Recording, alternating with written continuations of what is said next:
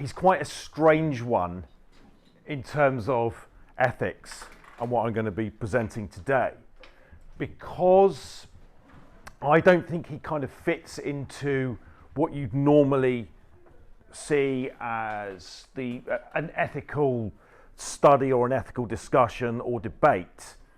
I think he is talking about ethics. It's called Aristotle's Ethics.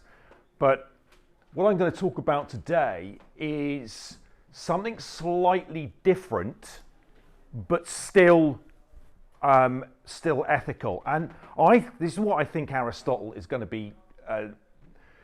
This is what I think Aristotle is describing when he talks about what he calls the good life.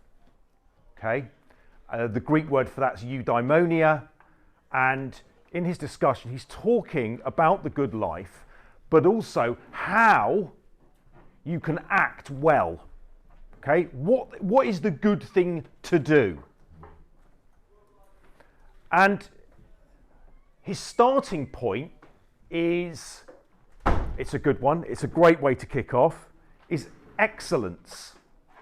Okay, so the good thing to do and the good way to act is to act well, but what he means by well is to act in an excellent way. Right? And he starts us off with this comparison with a horse, an excellent horse. All right, so I want you now to think of an excellent horse and what that excellent horse might do. And in this case, Aristotle describes our excellent horse as, well, it's fast, okay? It can keep going for a long time. It doesn't panic when it's in battle, being ridden by a Greek cavalryman, okay? That's an excellent horse. That's what makes it excellent. All those things. There's a list of things, and there we go. And when we say this is my excellent horse, that's what I mean by it being excellent. Horses are one thing, but human beings are another. So what does it mean to act well and be excellent as a human being? And here we have the difference between Aristotle and most other people. So his excellence, acting excellently, is the use of reason and thinking. Right? So we've got to be able to think well, right, before we go out and act. Okay, that helps us act in an excellent way. So that's the starting point. That's where he's coming from. Okay, and that's what makes him different, and actually I think, really exciting. That's why he's talking about character, as opposed to you can contrast it with, say, Christian thinking about morality, and obviously God features very, very big in Christian thinking and Christian ethics and how we should act well. Well, we should act and do what God says, or we think in that way, and what God says and does, and what's in the Bible, and so on. Okay, I'm parroting it a little bit there. That's how we should act well. That's good for us, and we act according to God and our relationship with God, and that defines what a good action is. Aristotle's saying no, actually, from his point of view, it's how we act in accordance with reason, okay? And then he gives us this very interesting, I think, well, I hope it's very interesting account of acting well and what we call the doctrine of the mean, all right? So I'm going to start now with the doctrine itself. So it's called the doctrine of the mean. It's kind of related to the mathematical concept of the mean, which is, I suppose, the average. Yeah, the average in the middle. Okay. And it's an average between two kind of extremes, or what Aristotle calls excess. Not access, it's the wrong way of saying it. Excess. So if we think on the one hand, you're scared, okay? You've got scared. We call it cowardice, but I like to use the word scared, okay? On that side. That's an excess, all right? It's an excess of scaredness, but it's also an absence of what? What's the big one that Aristotle talks about? What's the big virtue? Anyone hazard a guess?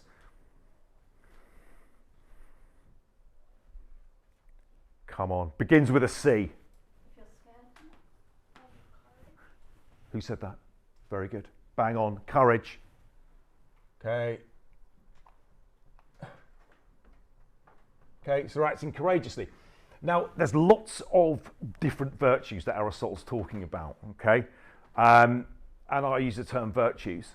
And his big one, right, is courage. Do you know why Aristotle uses courage as his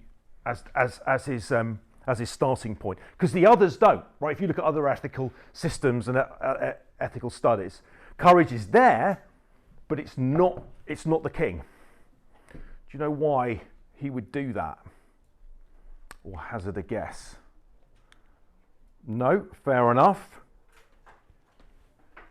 The reason I think they choose his courage is because courage guarantees everything else, right? If you're courageous, then we're going to know you're going to act well in all the other areas of your life. Winston Churchill said, courage is the most important virtue because it guarantees the rest. And he's actually quoting Aristotle there. So there are lots of virtues that Aristotle does discuss, but we're going to focus on the big one, the king of virtues, courage. So there we go. Now, the question for Aristotle then is, how do we act courageously? And we can then introduce this first part of what he's talking about. So we've got scared at one end, which is a kind of a deficiency of courage, okay? When you're scared. And then on this side, we've got, he says, rashness. And the Greeks, they like to talk about battles and going into battle. So if you're going into battle and you're scared, it means you don't have a lot of courage, right? And if you're going into battle and you're absolutely, crazy and you're up for a fight, okay, and you're literally going berserk, you're running around, and you can't wait to get stuck in, you've got too much courage, right? You've got an excess, not just a deficiency, you've got an excess, and he would call that you're acting in a rash way. So that's like impulsive. Yeah, no, that's a good way of doing it. It's not a word we use very often, do we? Rashness, but yeah, there's lots of different ways you can describe it, but it's too much, okay? Now, it's called the mean. Remember, we're looking at, because it sits somewhere between the two, right? So if I'm going to act courageously, I don't just want to go out there and just act impulsively. I don't want to be too scared. I've got to find, there's got to be somewhere on this scale where I can sit in the middle. And here's the first criticism of Aristotle, even before he gets off the ground, okay? People accuse Aristotle of being boring, basically. Oh God, I'm standing here and I'm talking to you about, being in the middle. What's another word for, taking the middle ground, being in the center? Yes. Yes. Yeah. But in a moral sense as well, that is certainly one. Moderation is the word I'd use, right? So you do things, you don't go too crazy, right? But you do enough of it. You're sensible, okay? So what people say about Aristotle's theory of doctrine of the mean is, well, yeah, okay, so basically it's about being sensible. Yeah? Moderate between the two extremes. Now the second thing they accuse him of is they take the word mean, average, literally, they take it mathematically, right? So they say, oh, that mean, Aristotle's talking about an exact point, a mathematical point that's exactly equidistant between being scared, right, and being rash. So it's right in the middle there. Are they saying it's an impossible thing to calculate? Not quite, but if it's mathematical and numerical, okay, again, that's going to be really hard to do. Okay, so I've got to somehow, I'm going to be there for a long time, aren't I, trying to work out exactly what is the middle equidistant between these two. Okay, so, but I say Aristotle isn't actually just talking about moderation, and he's not just talking about being sensible, but he's not talking about an exact mathematical point between the two. So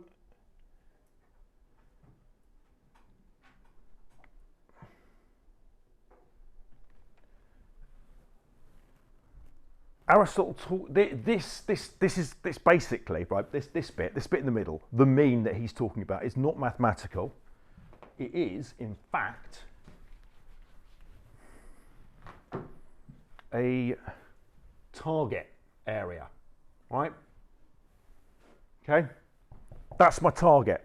So what he does is he uses the example of an archer. So when you're making a decision about what to do, okay, if it's going to be an excellent decision and a good one, you've got to try and hit the target, okay? That's what makes a good decision. But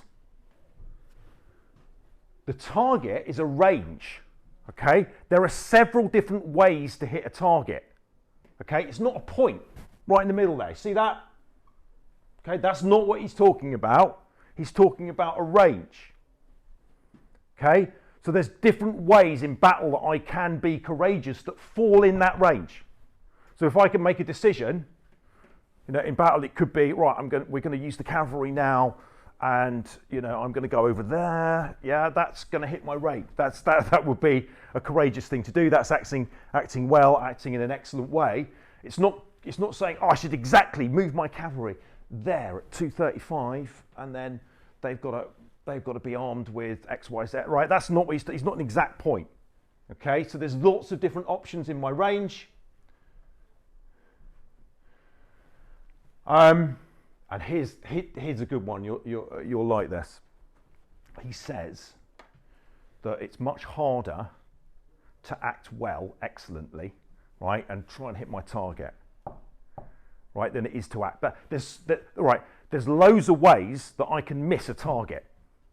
Okay, I can aim my arrow over there when I'm aiming for, yeah, or not even aim. I can just fire my arrow anywhere, right? There's loads of ways that you can act badly and wrong, but there's only a few where you can act within a range and act well.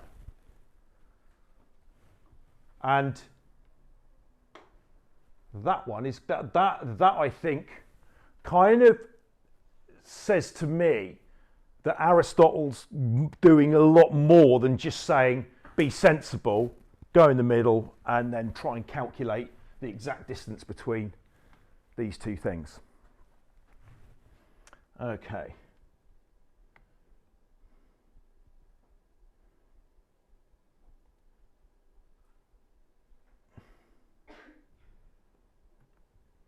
So I think Aristotle,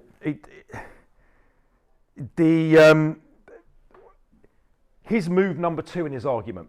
All right.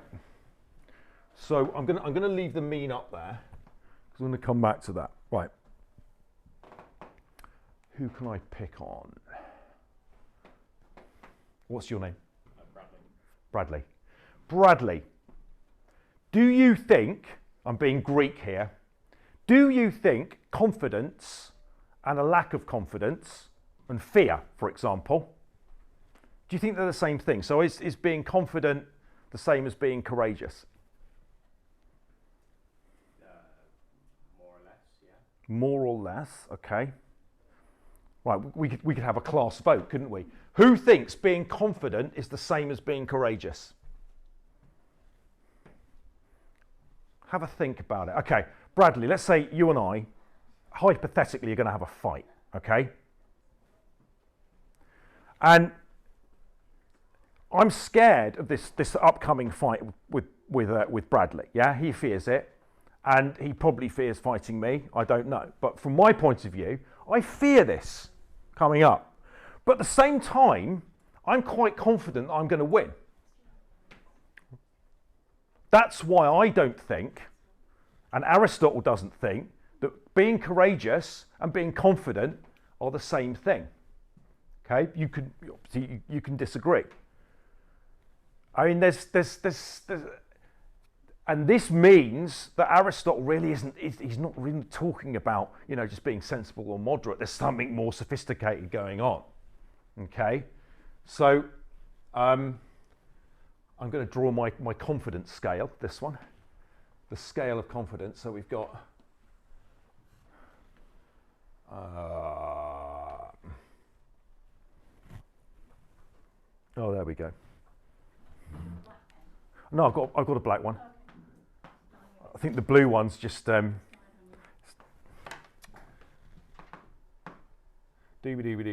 Okay, right. Cowardice. Don't use the word very often these days, but it's what Aristotle's talking about. Insensitive.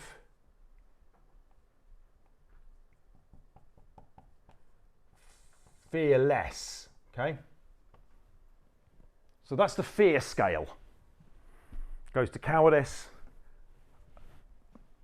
up to fearlessness. Okay. Then we've got lack of confidence. Down here. And we can have overconfidence up here.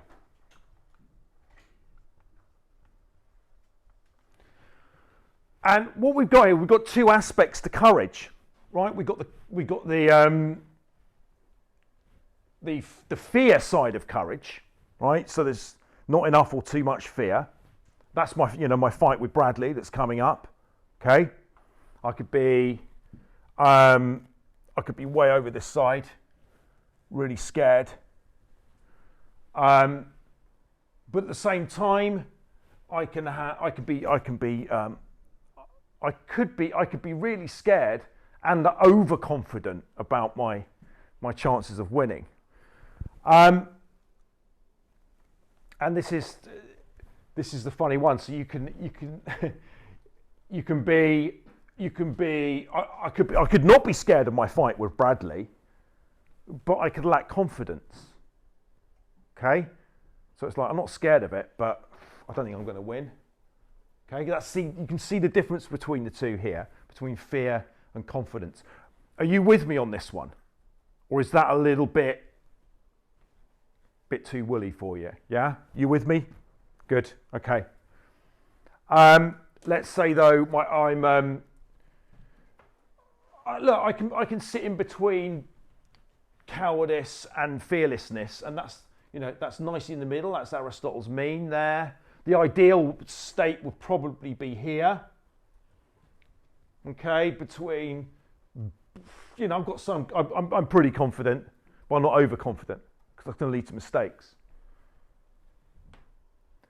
But the two can be different at the same time, and I can still perform in an excellent way. Okay, so yeah, I like that one. So it's something you can play around with. You can think, well, am I confident here, but am I scared? Because people mix the two up. Now it can be that I am overconfident and fearless, or I can be in the middle here. I can show courage and at the same time enough confidence, right?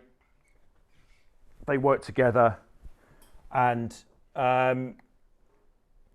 so that's a step in the argument, which makes it a bit more sophisticated than thinking, oh well, this is just a number between being scared and being rash. Okay, there's more to it. So, let's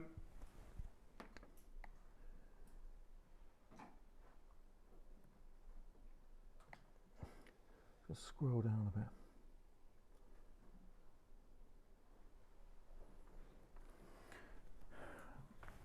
Okay, so true courage is something that relies on 5 different things. I'm going to get rid of that now,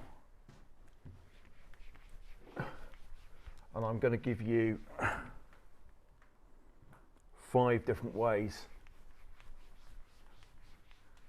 I'll keep courage up there because it encourages me, keeps me happy.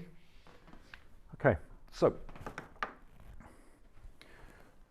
Aristotle's argument we got another layer to this. So he discusses what's called even-temperedness. So that's like being cool. That's we're pretty cool. We're not getting too angry, and we're not getting too or we're not getting angry enough. So let's have a look at that even-temperedness. So here we move from courage to his discussion of anger. So can anyone tell me, in like the Judeo-Christian sense, is getting angry wrong? Is it seen as a sin? Anyone from the Bible? Okay, what do you think, Bradley? Is anger a sin? I don't think it's one of the 7 deadly sins. Not a 7 deadly. No, is it? I don't think so. Okay. It isn't a sin in Christianity anyway, because Jesus gets angry several occasions, like in the courtyard with the merchants, and he knocks over a table. I think that's as angry as he gets, but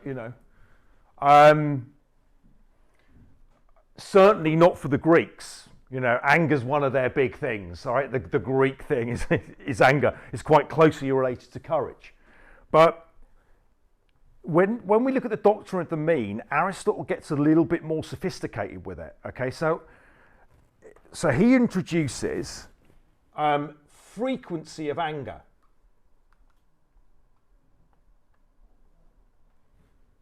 Okay, and that goes from never being angry to always being angry.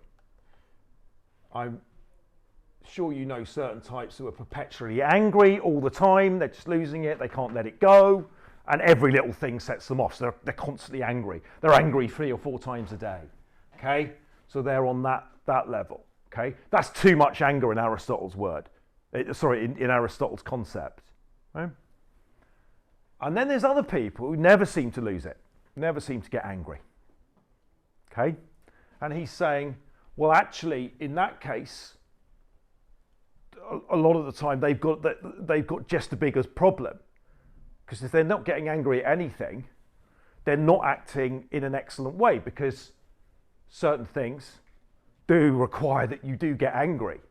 Okay, he's just saying that if you don't be perpetually angry, or never be angry. Okay, what's the next one? Degree. So, let's say I don't know, move your phone like that. Yeah? Not a nice thing to do, was it? No? But the wrong response there is probably not to smack me in the face, is it? Yeah? And then go completely mad, wrestle me to the ground, and stamp on my head and so on. So we would say that would be too violent a reaction.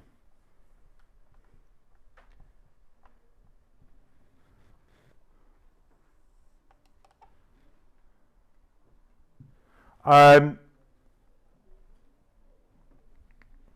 if I did say pinch your phone, nick your phone right now, put it in my pocket and walk off, right? You'd want some kind of reaction, some kind of anger at what I've done is appropriate, wouldn't you think? Yeah. So if you just sit there and do nothing, just watch me go off with your phone, you know, we could say, well, that's too mild. Okay, so we've got frequency, degree, duration of anger.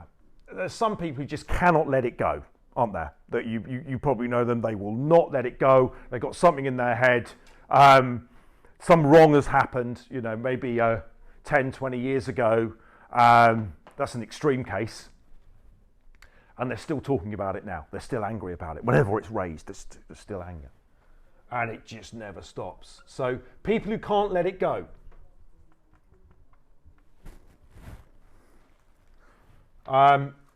Their anger goes on too long. Then we have, on the other side, too short. So again, if I nicked your phone, right, and you were angry for 2 seconds, that's not long enough, is it? You should be angry for a bit longer than that. Not perpetually angry for the next 10 years. Okay? So the duration of your anger. Okay? So you can see what Aristotle's doing with these. He's saying that this mark you've got to hit to be excellent and to use your reason, right? It involves some kind of calculations. You're not sitting there like a mathematician with your calculator, adding in the different variables and trying to come up with this like a magic number in the middle. But you know, to act excellently, we've got to bear these in mind. People. Sorry, what's your name? Me. Edie. Edie. So, if Edie comes in late, do you have detentions here? You don't, do you? That's high school stuff, isn't it? Sorry. So let's say Edie comes in and she hasn't done her essay when it was due, on the due date, and I say, right, Edie, I'm so angry with everyone. She hasn't done her essay. Yeah? I'm angry with the wrong people, aren't I? Which is all of you. I should just be angry with her. Okay? So we've also got no one and everyone.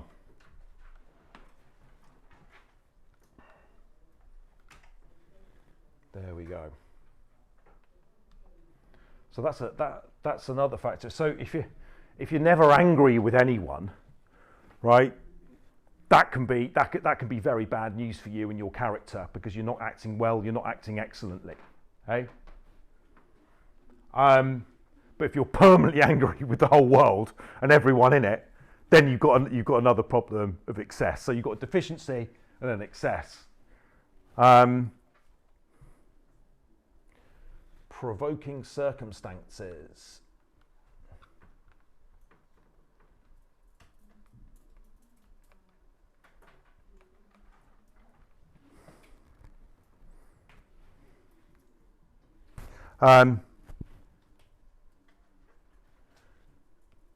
Right, so there are some things that make us angry, but if everything makes you angry, again, we've got a problem. But if nothing makes you angry, we've got deficiency, whereas nothing makes me angry. And then, well, if everything makes me angry, I have an equal problem. So these are the things. You see this bow thing, this archer thing and hitting the target isn't as simple as making a calculation, nor is it just simple moderation, right? I'm going to throw a couple more things into the mix.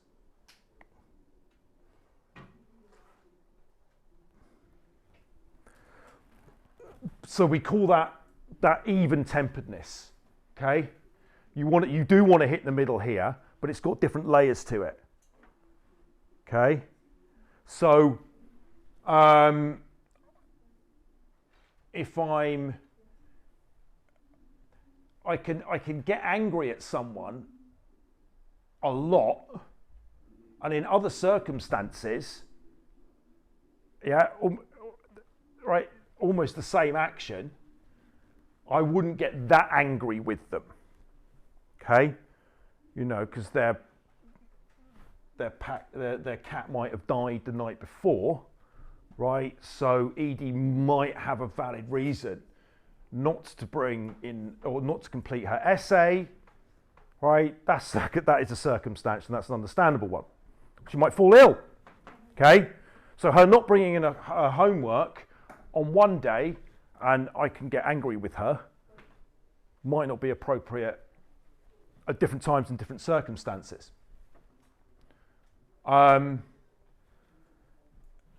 We've then got, just going to rub that one off.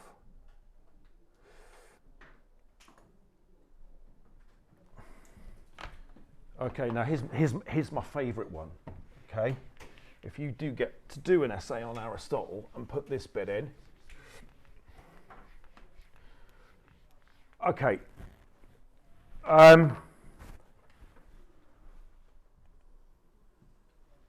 Take the archer as an example again. So that's my target, okay? Bradley, can I use you again and I'll fight? Yeah. Okay, so Bradley and I have our upcoming fight. Now, I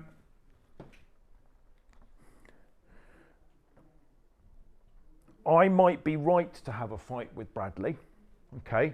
Because my family's honour's at stake or something like that. You insulted my mother or something like that, yeah? We're talking Greeks here. They do like to fight a lot, okay? So this isn't unusual for them to be discussing this kind of thing, although it might seem a bit odd that I'm talking about fighting with Bradley today. But anyway, so Bradley, so there might be a good reason for it, yeah? And then I fight you and I do well and, you know, I win and I've been courageous in my fight with you, okay? So I've got the things right there, yeah? I could be, it's courageous of me. I've done it in an excellent way, I hope, yeah? I could lose and still do it in an excellent way, by the way, yeah? But there's been enough courage. I've done the right things. I wasn't too confident going in and so on. Just to be right. But let's say instead of the same action, instead of me fighting Bradley because he insulted my mother, what if I was paid by Edie to have the fight with Bradley and win? Okay? Because, you know, actually I'm quite greedy. I make all the same decisions, right? I'm still confident, yeah? I'm quite courageous. On every other level, I've done it in the same way, right? But Edie paid me to have my fight with Bradley, right? Different from if he'd insulted that. So you can see that that's my motivation. That's the context in which it happens. So what Aristotle says is, it's only excellent if it's done for the right reasons, okay? And that makes it, that adds another layer to this, okay? So when I'm there, I'm thinking about hitting my target. Actually, the first thing I consider is, am I doing this for the right reasons? Okay.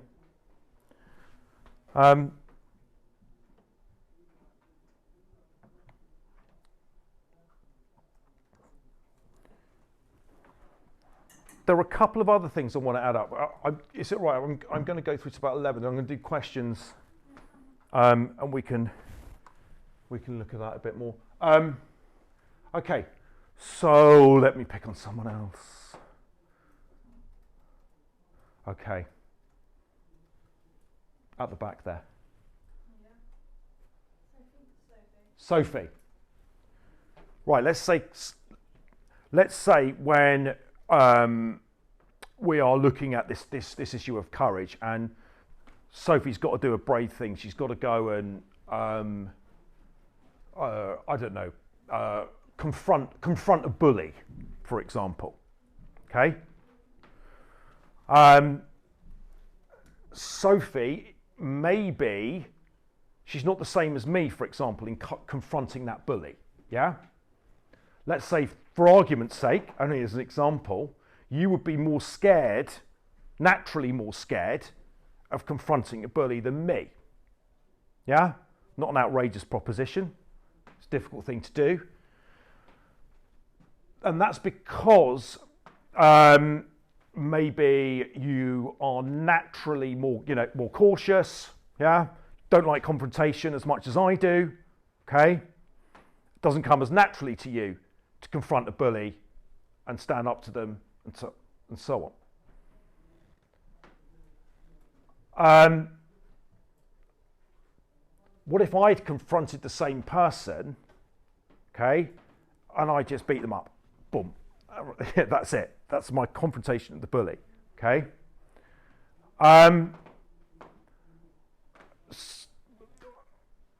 No, let's say I didn't do that. Let's just say I confronted the bully and they stopped doing it, okay? And you do the same thing, okay? Who requires more courage, me or Sophie, to confront that same bully, to stop them doing it? Yes. Sophie does. Why?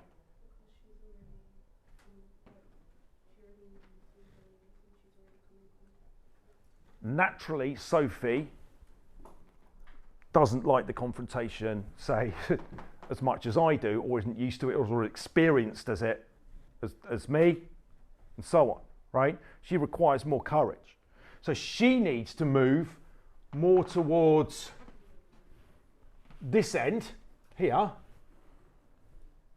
towards what's the wonderful word? It's not a rashness, it's impulsive. Can I use rash? No one's going to mind, are they? Impulsive takes a long time to write. And then scared here.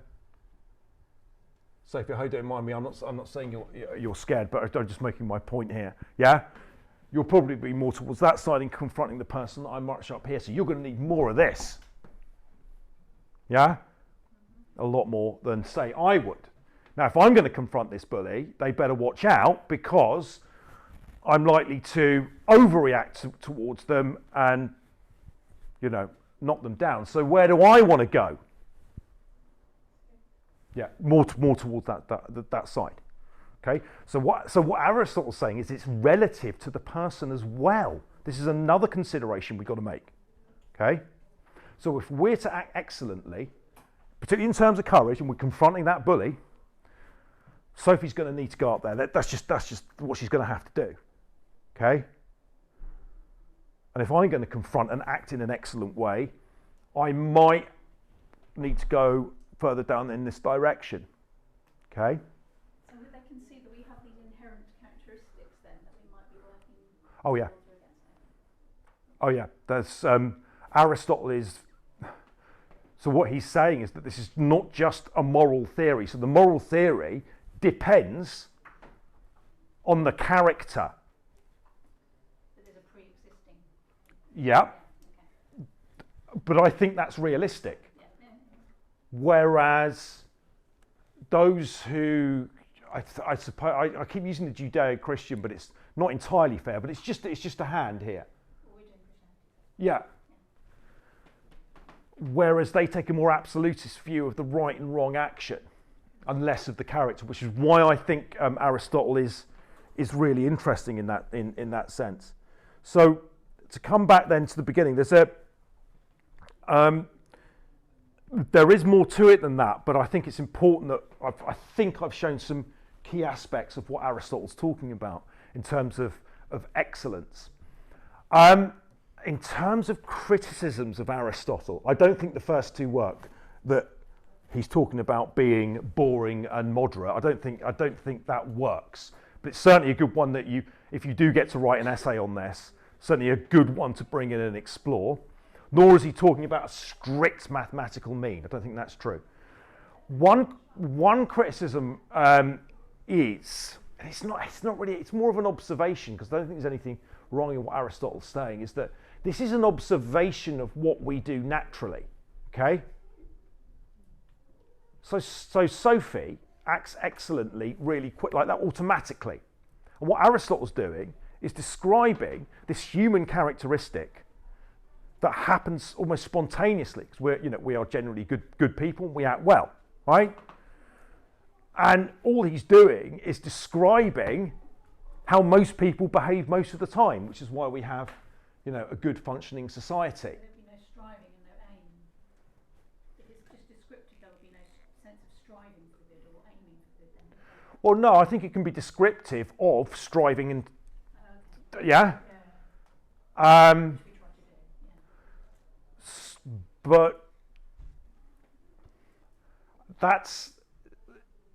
it's certainly an odd kind of criticism for me, because it's it's more of an observation. It's just like, look, guys, I'm pretty cool. I know what to do. Yeah, I can try and act excellently, and the better I get, and the more experience I have in life, obviously, the better I'm going to get, because we strive to do excellent things. But people say, and I do think it's true to a certain extent, that look, guys, we do that anyway. Okay, we're human beings. We're hot-wired to do the right thing and to do the excellent thing. So that's my take on Aristotle and his ethics. And I know you're burning with some questions here about what I've just been talking about, Bradley. Yeah. So hit me with some. Go. Is it possible to be super rash and super scared at the same time? Yeah. It cancels out to become courageous. Doesn't cancel out, Right. but you can have, each virtue, and courage is one of them, wisdom's another.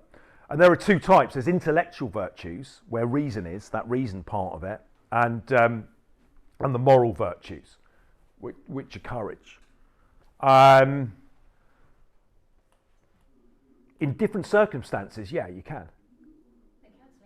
But you can't do it in battle. You can't simultaneously go in and lose it completely, and then at the same time be scared at the other end. I don't think. That's why the confidence and fear one's quite an interesting distinction. One I did at the beginning. Yes.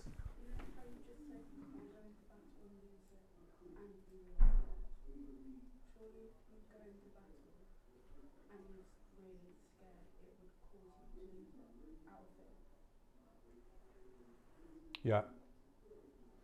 Yeah, no, I agree with you. If on that confidence scale, you're losing it on one level, so remember it was fear and confidence, like that. Yeah? So if you're going into battle losing it completely, right?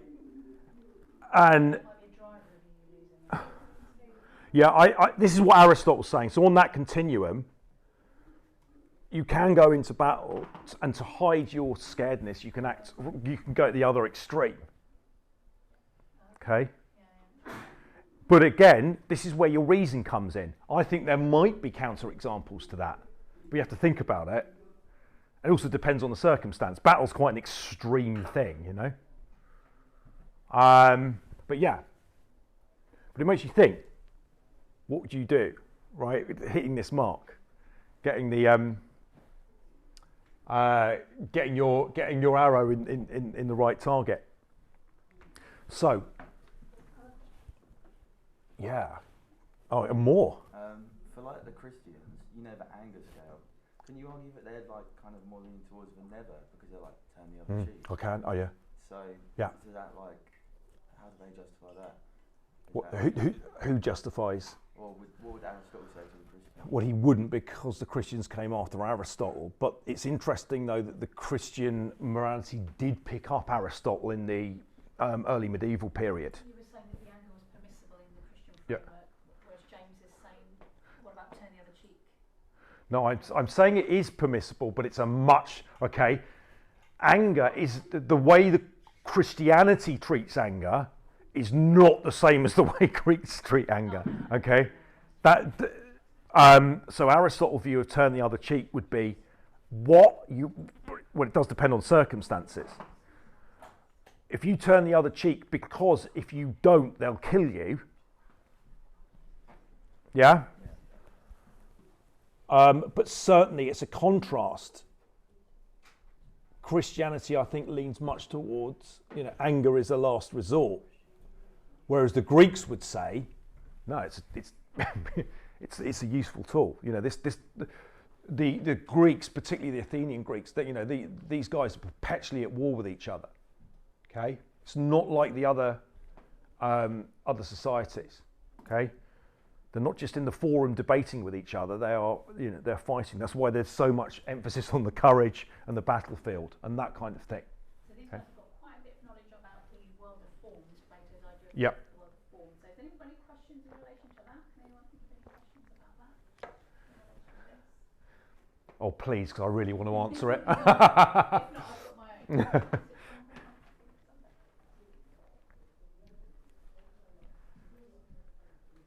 So there's a golden spot, isn't there? A sweet spot of behaviour or here. So what would you ask about the world of forms there?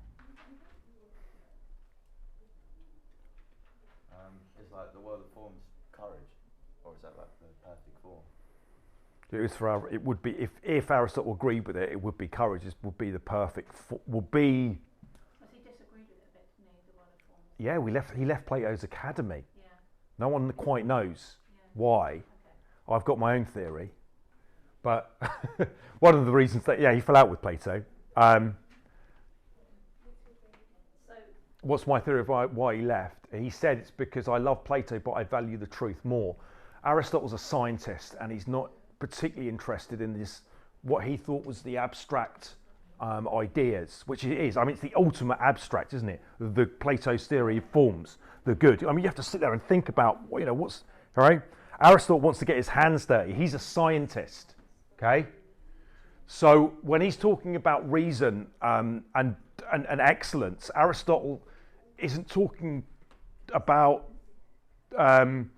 Plato's like wisdom and that kind of philosophical understanding, which is important to Aristotle as well. But Aristotle's also talking about this very early form of scientific knowledge, right? Which is trial and error. So Aristotle's he's pretty much the first scientist.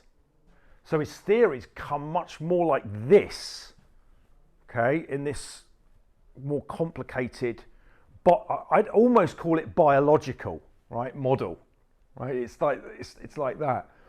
Whereas Plato, he comes from Plato, comes from his ideas, but this abstract theory of the form where we can just work it out intellectually, okay, is problematic because Aristotle wants to go into the world and explain, why do frogs jump? How do they do it? And so on. And he wants to bring in, he thinks you can bring that kind of scientific knowledge into the world of action and acting well, which is what makes it really interesting to me. Plato doesn't have that.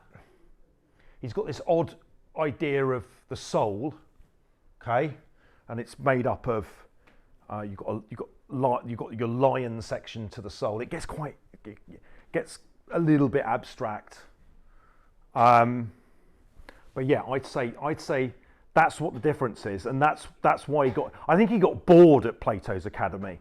In answer to your question, but actually, just I want to get out there, do some more stuff. And that's why this, this theory sits where it does. just to jump in again, on the virtues, how is he deciding on the virtues, would you say? Is that too difficult question? Oh, he's got a working list. Yeah. He's got a working list that he's got from Plato's academy. He's walked out with them, right? Should we have some bit of guesswork as to some more virtues? Yeah, I've got my virtues list. That might be a bit fun just for a few minutes. People just write down what they think that the other virtues might be. Oh yeah, but they are. Some of them are really weird. I know, but we're going to have a big. All right, so we've got intellectual virtues and moral virtues and on all kinds of things. Yeah. Intellectual or moral. So have a think about what the other virtues might be. So we know that wisdom's there. We know courage is there. Have a think about maybe two others you can think of that might be on his list of virtues.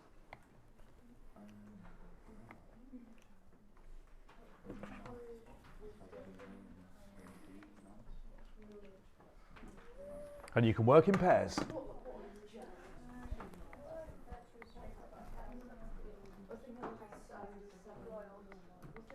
Do we know how many there were?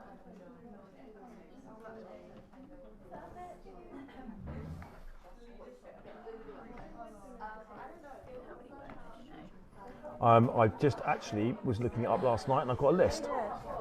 Obviously, we don't expect the weird ones, but I've got it on here.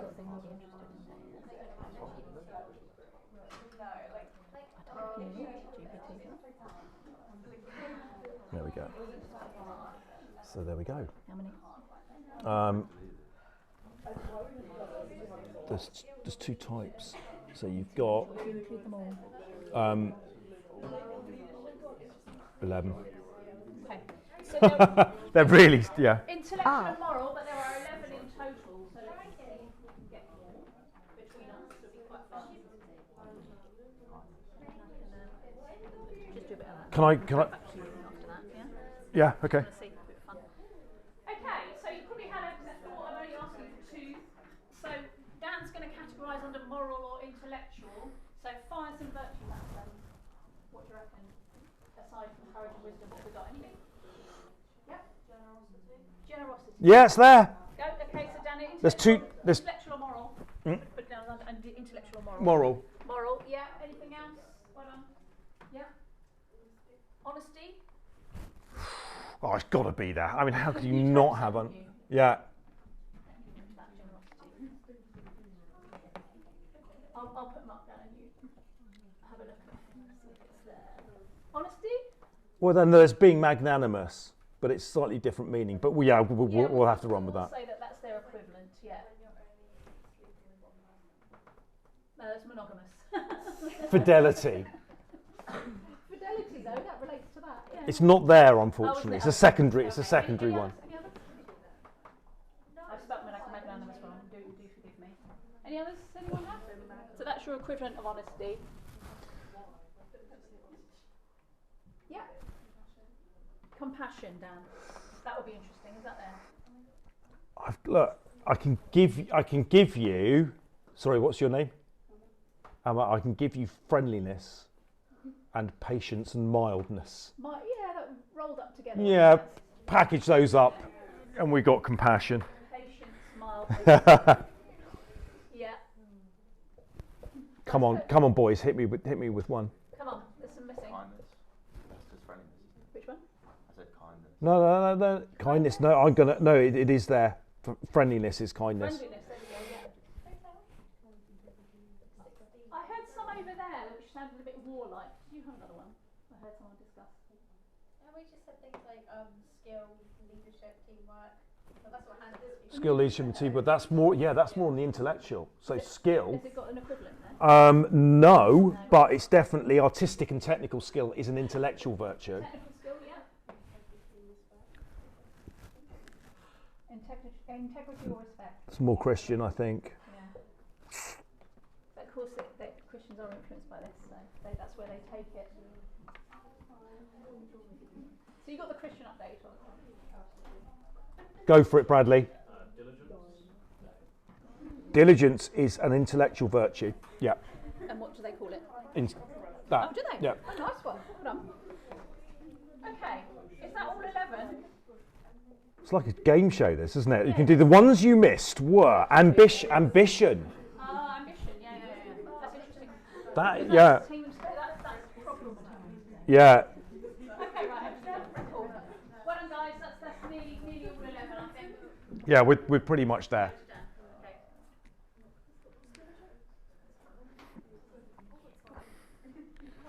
So do you want me? Shall I just round? So we're pretty much finished, aren't we? Okay. Thank you very much. I hope that's given you something to think about. I'm guessing when you saw Aristotle's Ethics, you thought, maybe a bit boring. I hope it isn't, and I hope it's I brought it to life a little bit because I think it's the most interesting of the theories because it's got this very. You can go out today and go, am I acting well there? Should I got angry because he jumped in the queue in front of me? Angry for too long? All these kind of things. But acting in an excellent way is is a road that Christianity didn't go down, and the Greeks did. Okay, and the way I contrast it would be, say, the monk in his monastery. Okay, you know, particularly the medieval period. These guys are in charge of society, and to be a good monk is to be quiet. To be in relationship with God. You wouldn't see a monk lose it. Okay, that's not going to happen, right? But all these aspects of Judeo-Christian holiness and their ethics, I think, contrast really nicely with the Aristotle view there, which is to do with courage, excellence, and those Greek virtues. One more thing I'd add. I think that's because the Greeks don't have a god in the same way. They're not organised around a religion, and that's what makes them unique. That's what makes Plato unique in his discoveries, and then it leads to Aristotle. There is no god there, there are gods, but it ain't the same thing. So, can I just pick your brains just for yeah. a last point for the class? It'd be really useful if you could just outline what Christianity took from the Greeks. So, what is the transition from Greek ideas to Christian ideas? What did Christianity take? Because in year 2 these guys are centering on Christianity, and year 1's very much more about the Greeks. So I'm just thinking, what did they take? What did Christianity take from the Greeks?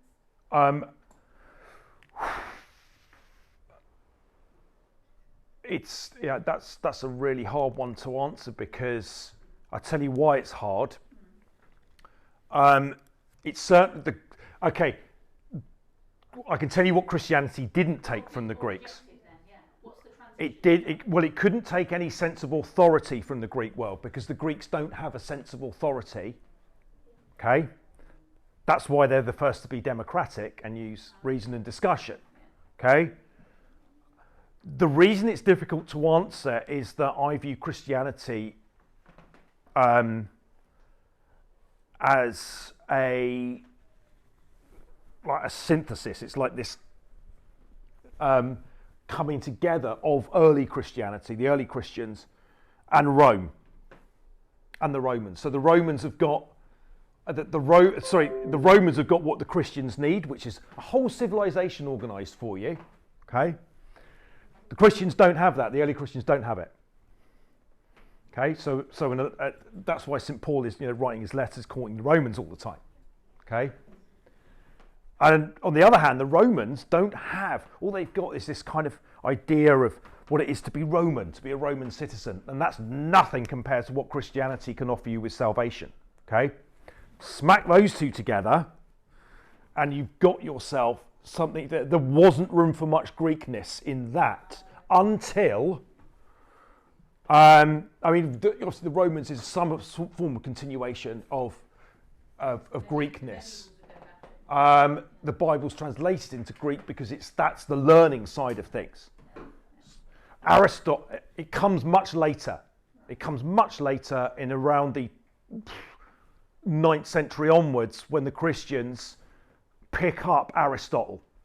Okay, because they're how do we make this better? So they pick up Aristotle's physics and his learning and his teaching. They pick this up at that point, and start then to incorporate Greek thinking in. So it comes in later. So that's where the influence comes in, I think. Yeah. I could be completely wrong, though. That's just my theory. Sort of what I was thinking, more like medieval. Yeah. Yeah. It's the medieval thing is where it all happens. Yeah. They pick it back up. Yes. Yeah. Okay. Lovely. Well, thank you, Dan. Thank you.